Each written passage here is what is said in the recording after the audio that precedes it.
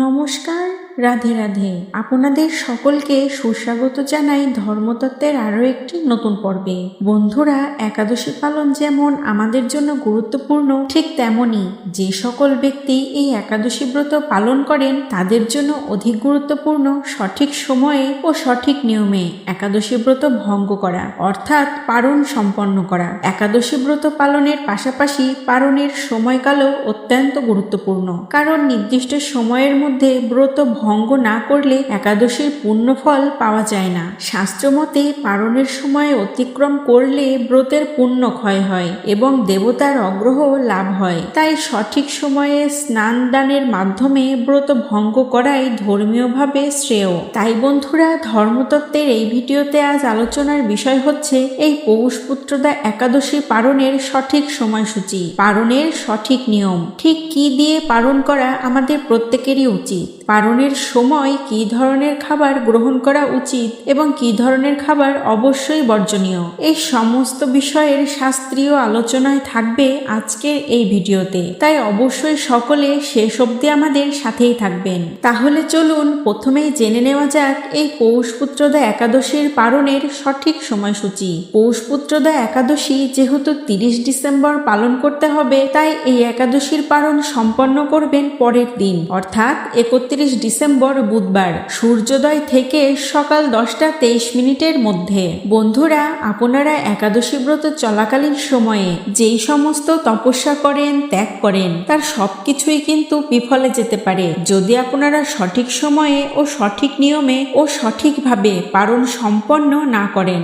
একাদশীর উপবাস যেমন পুণ্যময়, ঠিক তেমনি এর পরবর্তী দিন অর্থাৎ দ্বাদশী তিথিতে ব্রত ভঙ্গ তথা পালন করার সঠিক নিয়ম জানা ও তা নিষ্ঠার সাথে পালন করা ব্রত পালনের সম্পূর্ণ ফল লাভের জন্য অত্যাবশ্যক। পালনের মাধ্যমে উপবাসকারী তার উপবাসের ফল অক্ষয় করে তোলেন। তাই সঠিক সময়ের মধ্যে পালন করা অবশ্যই আমাদের কর্তব্য, তা না হলে একাদশী ব্রতের ফল নষ্ট হয়। তাই সকল একাদশী ব্রত পালনকারী যারা রয়েছেন তারা উপরের বলা সময়ের মধ্যেই পালন অবশ্যই সম্পন্ন করবেন।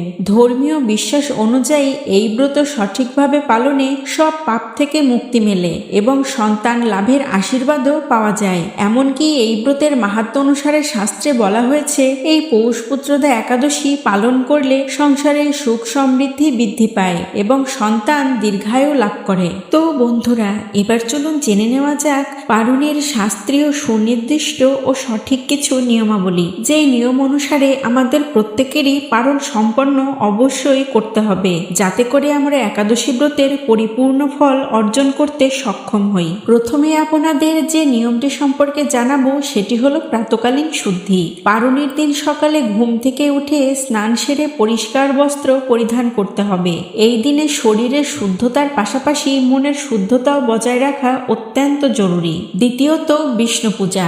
স্নানের পর প্রথমেই ভগবান শ্রীহরি বিষ্ণু এবং একাদশী দেবীর উদ্দেশ্যে পূজা ও প্রার্থনা করতে হবে। একাদশীর ব্রত যেন নির্বিঘ্নে সমাপ্ত হয় এবং উপবাসের ফল যেন লাভ হয়, তার জন্য অবশ্যই প্রার্থনা করা উচিত। সম্ভব হলে দ্বাদশী তিথিতে তুলসী গাছে জল অর্পণ করা এবং বিষ্ণু সহস্রনাম পাঠ করাও অত্যন্ত শুভ।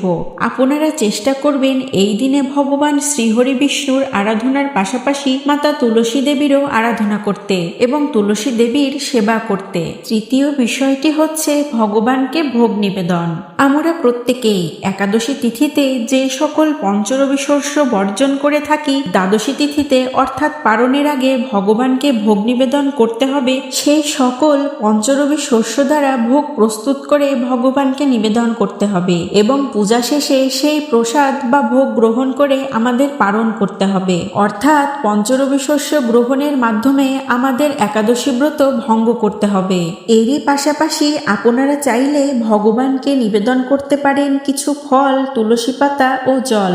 আপনি চাইলে পঞ্চরবি শস্য থেকে তৈরি ভোগ গ্রহণের পূর্বে ভগবানকে নিবেদনকৃত ফল ও তুলসী পাতা ও জল গ্রহণ করেও উপবাস ভঙ্গ করতে পারেন। কিন্তু পালনের মূল কাজটি শুরু হয় শস্য জাতীয় খাবার গ্রহণের মাধ্যমে। সাধারণত একাদশীতে যেই সকল শস্য বা খাদ্য বর্জন করা হয়, অর্থাৎ পঞ্চরবি শস্য, যেগুলি গ্রহণের মাধ্যমে ব্রত ভঙ্গ করা হয়, এই সময়ে প্রথমে হালকা সাত্ত্বিক খাবার দিয়ে পালন শুরু করা উচিত। আপনারা অবশ্যই পারণ করার সময় পারণ মন্ত্র উচ্চারণ করে পারণের খাবার গ্রহণ করবেন। কোন খাবারগুলো খেয়ে পারণ করা উচিত এবং কোন খাবারগুলো বর্জন করা উচিত, চলুন এবার তা জেনে নেওয়া যাক। পারণের খাবার নির্বাচন অত্যন্ত সংবেদনশীল একটি বিষয়। দীর্ঘ সময় উপবাসের পর শরীরকে আবার স্বাভাবিক অবস্থায় ফিরিয়ে আনতে এবং আধ্যাত্মিক দিক বজায় রাখতে সাত্ত্বিক খাবারের ওপর জোর দেওয়া হয়, যা খেয়ে পারণ করা উচিত।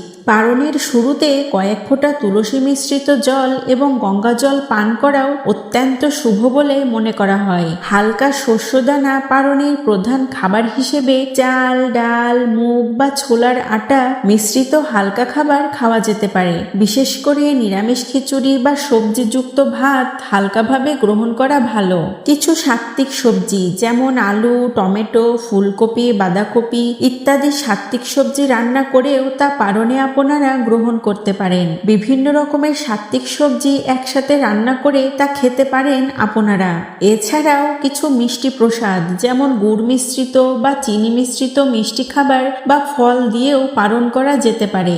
আপনারা ভগবান শ্রীহরি বিষ্ণুকে মিষ্টি জাতীয় খাদ্য বা ফল নিবেদন করে তা পারণেও গ্রহণ করতে পারেন। কিন্তু কোন খাবারগুলি অবশ্যই বর্জন করবেন, চলুন এবার জেনে নেওয়া যাক। আমিষ খাবার পারণের দিন অর্থাৎ দ্বাদশী তিথিতে আমিষ জাতীয় খাবার যেমন মাছ, মাংস, ডিম ইত্যাদি কঠোরভাবে বর্জনীয়। তামসিক খাদ্য যেমন পেঁয়াজ, রসুন, মশলাদার খাবার, তৈলাক্ত খাবার এবং বাসি খাবার সম্পূর্ণভাবে এড়িয়ে চলতে হবে। দীর্ঘ সময় উপবাসের পর ভারী বা মশলাদার খাবার হজমের জন্য ক্ষতিকর হতে পারে। অন্যান্য উত্তেজক খাদ্য যেমন পান, তামাক, মদ্যপান ইত্যাদি নেশা জাতীয় দ্রব্য অবশ্যই বর্জনীয়।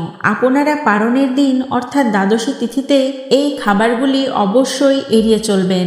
অনেক ভক্তগণ বলে থাকেন যে সঠিক সময়ের মধ্যে পারণ করা কেন জরুরি। সঠিক সময় মেনে পারণ না করার বিষয়টি কেবল একটি লৌকিক প্রথা নয়, বরং এর পেছনে রয়েছে গভীর শাস্ত্রীয় এবং শারীরিক কারণ। শাস্ত্র অনুসারে একাদশীর উপবাসের ফল তখনই পূর্ণতা লাভ করে যখন দ্বাদশী তিথির নির্ধারিত সময়ের মধ্যে তা ভঙ্গ করা হয়। যদি কোনো ব্যক্তি দ্বাদশী তিথি শেষ হবার পরেও পারণ না করেন তবে তার উপবাস ভঙ্গ হয় না এবং সেই উপবাসের পূর্ণ ফলও লাভ হয় না। আবার দ্বাদশী তিথিতে পারণের সময়সীমা পেরিয়ে গেলে সেই ব্রতকে ভগ্নব্রত বা অসম্পূর্ণ ব্রত হিসেবে গণ্য করা হয়। আবার ত্রয়োদশী তিথিতে পারণ করা একদমই উচিত নয়। এজন্যই বন্ধুরা আপনাদের সকলের উদ্দেশ্যেই বলছি, সঠিক সময়ে পারণ করা অত্যন্ত জরুরি। এছাড়াও রয়েছে কিছু শারীরিক ও মানসিক কারণ। দীর্ঘ সময় উপবাসের কারণে শরীরে হজম প্রক্রিয়া ধীর হয়ে যায়। সঠিক সময়ে হালকা খাবার দিয়ে পারণ করলে শরীরের অভ্যন্তরীণ প্রক্রিয়াগুলি ধীরে ধীরে স্বাভাবিক অবস্থায় ফিরে আসে। অন্যদিকে শাস্ত্রীয় সময় মেনে পারণ করার মানসিক তৃপ্তি আধ্যাত্মিক শক্তিকে ধরে রাখতে সাহায্য করে। বিলম্বিত পারণ শরীরকে দুর্বল করে দিতে পারে এবং মানসিক ক্লান্তি বাড়িয়ে তোলে। তাই সঠিক সময়ে পারণ করা আধ্যাত্মিক ও শারীরিক দিক থেকে অত্যন্ত জরুরি। এবার চলুন বন্ধুরা জেনে নেওয়া যাক এই একাদশীর পারণের দিনে কোন 8টি শুভ কাজ অবশ্যই আপনাদের করা উচিত। 1. দান ও দক্ষিণা। পারণের দিনে দরিদ্র ও অভাবীদের সাধ্যমতো অন্ন, বস্ত্র বা অর্থ দান করা উচিত। মনে করা হয় এই দিনে দান করলে তার ফল বহুগুণ বৃদ্ধি পায়। 2. তুলসী পূজা। তুলসী বিষ্ণুপ্রিয়া। পারণের দিনে তুলসী গাছে জল দেওয়া, ধূপ প্রদীপ নিবেদন করা এবং কমপক্ষে 11 বার পরিক্রমা করা অত্যন্ত শুভ। 3. ধর্মীয় গ্রন্থ পাঠ। শ্রীমদ্ভাগবত গীতা, বিষ্ণু সহস্রনাম বা একটি ভাগবত পুরাণ থেকে কিছু অংশ পাঠ করা উচিত। এটি মনকে শান্ত রাখে এবং আধ্যাত্মিক চিন্তায় সাহায্য করে। 4. বিষ্ণুর মন্ত্র জপ। পারণের দিন সকালে এবং সন্ধ্যার সময় ওম নমো ভগবতে বাসুদেবায় মন্ত্রটি 11 বার করে অবশ্যই জপ করবেন আপনারা। 5. গরু ও কুকুরকে খাবার দেওয়া। এই দিনে গরু ও কুকুরকে খাবার দেওয়া অত্যন্ত পুণ্যের কাজ বলে মনে করা হয়। এটি জীবের প্রতি দয়া ও করুণা প্রকাশের প্রতীক। 6. জল নিবেদন করা। পিপাসার্থ মানুষ ও পশু পাখিকে জল পান করানো একটি মহৎ কাজ। সম্ভব হলে মন্দিরে বা কোনো জনকল্যাণমূলক স্থানে পানীয় জলের ব্যবস্থা করা যেতে পারে এই দিনে। 7. গুরুজনদের আশীর্বাদ গ্রহণ। পারণের দিন সকালে পিতামাতা এবং পরিবারের প্রবীণ সদস্যদের পা ছুঁয়ে প্রণাম করা এবং তাদের আশীর্বাদ গ্রহণ করা অত্যন্ত ফলদায়ক হয়। 8. যজ্ঞ বা হোম করা। যদি সম্ভব হয় দ্বাদশী তিথিতে একটি ছোট্ট যজ্ঞ বা হোম সম্পন্ন করা যেতে পারে, যা বিষ্ণু বা অন্যান্য দেবতাদের উদ্দেশ্যে নিবেদন করা হয়। এটি পরিবেশে শুদ্ধতা ও শান্তি নিয়ে আসে। এখন হয়তো আপনারা প্রশ্ন করতে পারেন, পারণের দিনে অর্থাৎ দ্বাদশীতে কখন এই শুভকর্মগুলো সম্পন্ন করা উচিত? এই পবিত্র কাজগুলো পারণ সম্পন্ন করার ঠিক আগে বা পারণ সম্পন্ন হওয়ার অল্প সময়ের মধ্যে করা সবচেয়ে শুভ।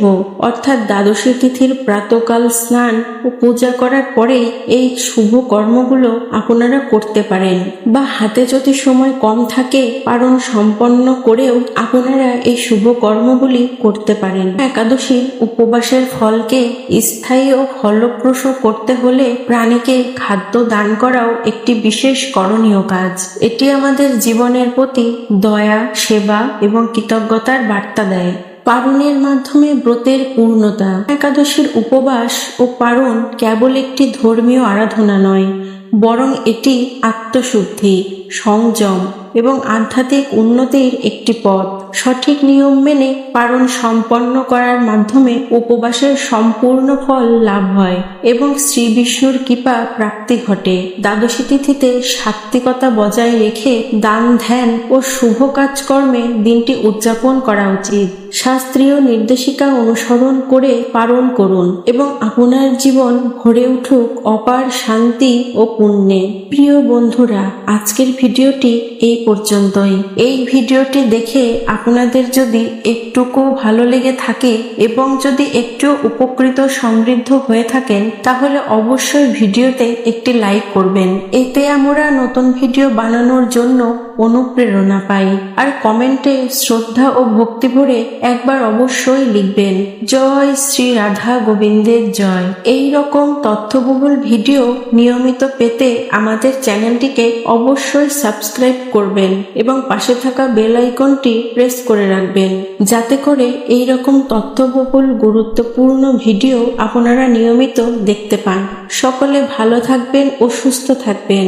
আপনার উপর ঈশ্বরের কৃপা সদা বর্ষিত হোক। জয় শ্রীকৃষ্ণ। রাধে রাধে।